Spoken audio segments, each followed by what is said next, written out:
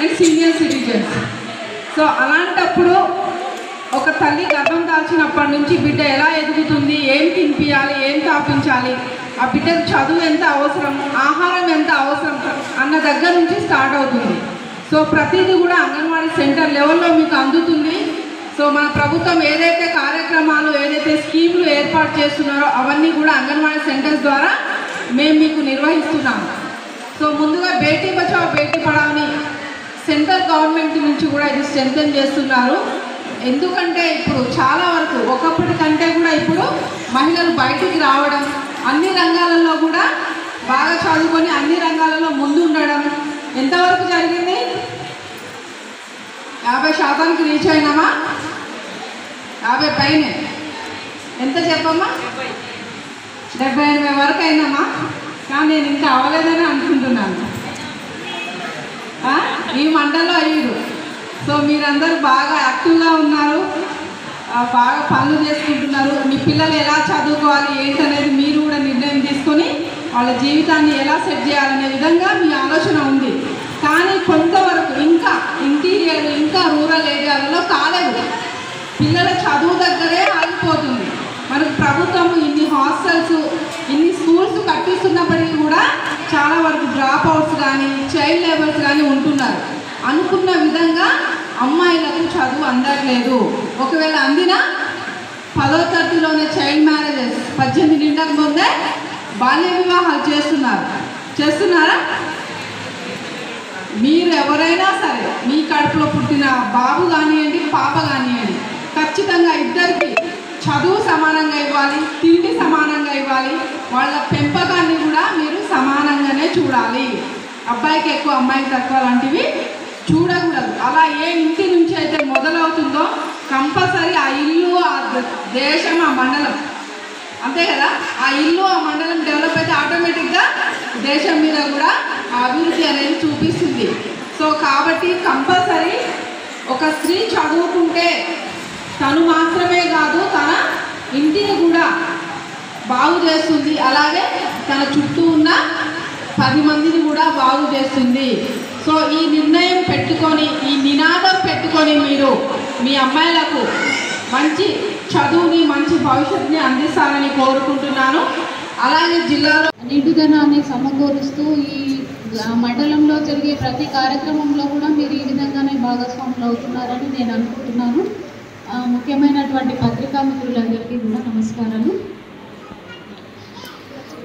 ఇట్లాంటి కన్వర్జెన్స్ సమావేశాలు అనేవి గతంలో మండల స్థాయిలో ఎంపీటీసీ సభ్యులు భాగస్వాములుగా, తర్వాత మండల పరిషత్ అధ్యక్షులు ఆధ్వర్యంలో ప్రతి 3 నెలలకు ఇంత మంచి ప్రోగ్రాంలో భాగస్వామి అయినందుకు ముఖ్యంగా నాకు ఈరోజు చాలా సంతోషంగా ఉంది.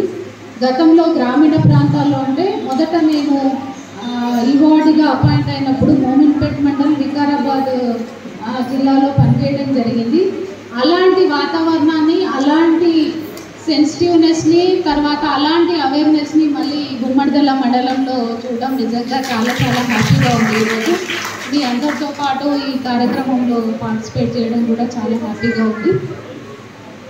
మహిళా ఆరోగ్యము, తర్వాత మహిళల రక్షణ, భద్రత, సాధికారత, ఇవి ముఖ్యమైనటువంటి అంశాలు.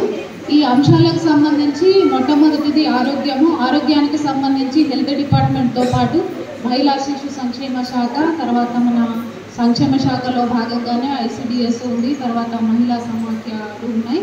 వీటన్నిటిలో అనేక రకాల కార్యక్రమాలు, తర్వాత మహిళా సమాఖ్య సమావేశాలు నెలకు 2 సార్లు గ్రామం లోపల నిర్వహించుకోవడం, ఇలాంటి కార్యక్రమాలన్నీ రెగ్యులర్గా జరుగుతూనే ఉంటాయి. మీకు అవేర్నెస్ కానీ, తర్వాత ఆరోగ్యానికి సంబంధించిన అనేక అంశాల గురించి ఎప్పటికప్పుడు వాళ్ళు తెలియజేస్తూనే ఉంటారు. మహిళా సంక్షేమం కోసం వాళ్ళు నిరంతరంగా కృషి చేస్తూ ఉంటారు. వాళ్ళందరికీ కూడా ఈ సభ బ్రహ్మదేవం తర్వాత అంత శక్తి ఉన్నది ఒక స్త్రీకి మాత్రమే. మనను శక్తి అంటే దృష్టిలో ఉన్నటువంటి అపారమైన శక్తిని ఆడదాని రూపంలో చేయబడి దునియాకు మన భారతదేశం శక్తి ఎలా ఉందా, దుర్గామాత ఎలా ఉంటుంది, ఒక 8 చేతులతోని కొన్ని వందల ఆయుధాలు ఆమె చేతిలో పట్టుకొని, అంటే మల్టీ టాస్కింగ్, అంటే ఒకే మనిషి ఒకేసారి 100 రకాల పనులు చేసేటువంటి శక్తి. అన్ని చేతులు ఉన్నాయంటే నిజంగా అన్ని చేతులు ఉన్నాయని కాదు, అన్ని పనులను అన్ని సంపాదించేది శక్తి ఆమెకు చూపిస్తుంది. ఇక్కడ చూడండి వీళ్ళంతా కూడా చిన్న చిన్న పిల్లలు ఎత్తుకొని ఒక మగవాడు అన్ని పనులు చేయలేడు. మన చిన్నప్పుడు మా నాన్నలు చూసే ఆయన బయటకు వెళ్ళి సంపాదించుకొస్తే పెద్ద హీరో మనకి. నా అమ్మ హౌస్ వైఫ్ కాబట్టి నాన్న కోసమే అన్నీ మనం చేసేది. ఇప్పుడు అమ్మ కూడా నాన్న ఒక్క పనే చేస్తాడు. అమ్మ ఇంట్లో పొద్దున వంట చేసి పిల్లల్ని చంపలు ఎత్తుకొని ఒక చేతిలో కర్రీ పట్టుకొని ఇంకో చేతిలో స్కూటీ పట్టుకొని ఉద్యోగము ఇల్లు పిల్లలు అన్ని రకాల పనులు కూడా మనము చూస్తున్నాం ఆడవాళ్ళు చేసేటప్పుడు. మనం చిన్నప్పుడు పరిస్థితి లేదు. గత 20-30 సంవత్సరాలు చాలా వరకు పరిస్థితులు మారిపోయాయి. దానికి కారణం ప్రభుత్వము తీసుకున్న చర్యలు కావచ్చు, మారినటువంటి ఆలోచన విధానం. ఇప్పుడు మనం 20 సంవత్సరాల కింద ఏముండే ఎప్పుడు చూసినా వరకట్నప్పుడు కేసులు, హత్యలు, ఆడలు, ఇంటి రోజులు, సంబరాలు ఇప్పుడు చూస్తున్నాం. పేపర్లో మ్యాక్సిమం తగ్గిపోయింది. ఎందుకు దీనికి కారణము? ఆడపిల్లలు బయట వస్తున్నారు. ఆడపిల్లల పట్ల సమాజం యొక్క దృష్టి మారింది, ప్రభుత్వం యొక్క దృష్టి మారింది, తల్లిదండ్రుల యొక్క ఆలోచన విధానం మారింది. మగపిల్లలతో పాటు ఆడపిల్లలకు సమానంగా చదివిస్తున్నారు. దానికి కావాల్సిన సదుపాయాలు, సపోర్టు ప్రభుత్వం అన్ని రకాల శాఖలు, ఇన్ని రకాల శాఖలు ఉన్నాయి. ప్రతి శాఖలో కూడా ఇంక్లూడింగ్ ఇప్పటిదాకా మనకి ఎస్ఐ గారు చెప్పినట్టుగా police department, revenue department, railway, education, development activities అన్నిటిలో కూడా స్త్రీలకు అత్యధిక ప్రాధాన్యము ఇచ్చి వాళ్ళు అన్ని రంగాల్లో ముందుడానికి ప్రభుత్వం అన్ని విధాల సహకారాలు ఇస్తున్నది. అన్ని ఒకటి మనం చెప్పడానికి కూడా దాదాపు అన్ని కూడా అన్ని డిపార్ట్మెంట్ అధికారులు కవర్. నమస్కారం. మీ కుమారుల కేసుకు వచ్చి 6 నెలల కాలం అయిపోయింది. మా పోలీస్ శాఖ నుండి కొంచెం రిజార్జీలో ఉంటున్నారు. చిన్న చిన్న రోజుల్లో కూడా వాళ్ళు ఇక్కడ రావడంతోనే మా భర్తను లేని కొట్టని అని చెప్తారు. కొట్టని తెలియజేస్తున్నారు. మీకు సంబంధించిన శాఖ ద్వారా భరోసా సెంటర్ అనేది సంగారెడ్డి జిల్లాకు గవర్నమెంట్ ఏర్పాటు చేసింది. మా పిఎస్లో ఎలాంటి మహిళా కానిస్టేబుల్, మహిళా ఉండాలి లేదు. ఇప్పుడు ఆ భరోసా సెంటర్లో lady SI, lady CI, lady constable మరియు ఈ సైకాట్రిస్టు, మన న్యాయవాది సంబంధించి ఏమైనా ఉంటే చెప్పుకోవడానికి వివిధ రంగాల సమస్యలు ఉంటారు. కొంతమంది అవగాహన లేక కొంతమంది ప్రజాప్రజ్ఞ మాటలని ఇక్కడ సార్ కేసు ఆన్ చేస్తామంట. ఓన్లీ రూల్స్ ఆఫ్ కౌన్సిలింగ్ ఇస్తాం. దాని తర్వాత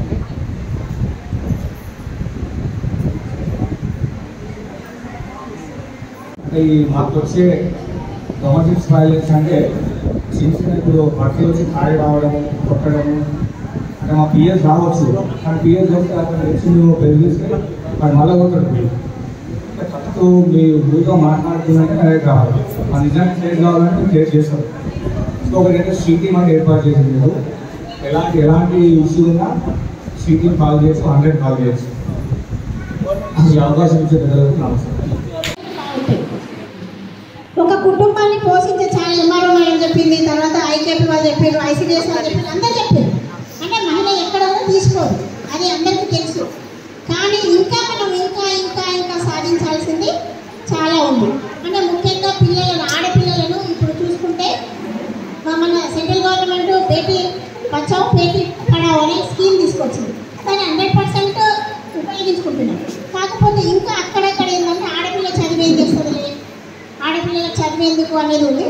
కానీ శివకుమార్ చెప్పిండు, చదువు అనేది మనము ఉద్యోగం చేసి మనం బతకడానికి కాదు. చదువు అనేది జ్ఞానాన్ని సంపాదించి మనం మన కుటుంబాన్ని సమాజాన్ని కూడా మనం తోడ్పడాలి. అంటే జ్ఞానాన్ని సంపాదించుకుంటే మహిళలు కానీ ఎవరైనా కానీ ఆర్థికంగా ఎదగొచ్చు, సామాజికంగా ఎదగొచ్చు, రాజకీయంగా ఎదగొచ్చు. అన్ని అవకాశాలు మన కళ్ళ దగ్గరికే వస్తాయి. చదువు అనేది లేకపోతే ఏ అవకాశం వచ్చినా మనం దాన్ని ఉపయోగించుకోలేము. ఇప్పుడు మీ మండల సమైక్య అధ్యక్షురాలు ఇక్కడ నిలబడి ఫస్ట్ ఆఫ్ ఆల్ అమ్మాయి మాట్లాడినప్పుడు నేను అనుకున్నా, అరే ఏం మాట్లాడుతుంది. కానీ 2 వాక్యాలలో ఈ సమావేశం యొక్క ఉద్దేశాన్ని తెలియజేసింది. నాకు ఎవరికి అవకాశం లేకుండా, అంటే మహిళలు ఆ స్థానంలో ఉండి అంత గొప్పగా మాట్లాడినారు అంటే అది ఎక్కడి నుంచో రాలేదు. మనందరం కలిసికట్టుగా సంఘాలుగా ఏర్పడి పొదుపు చేసుకొని మన కుటుంబాన్ని బాగుపరచుకొని సమాజాన్ని కూడా మనం కొంత తోడ్పడుతున్నాము. కాబట్టి ఇది ఇట్లాగే కొనసాగుతూ ఆడవాళ్ళు అంటే ఎక్కడ కూడా తీసిపోరు. అన్ని రంగాల్లో మనం ముందుండాలి, అందులో మనం ఉండాలి.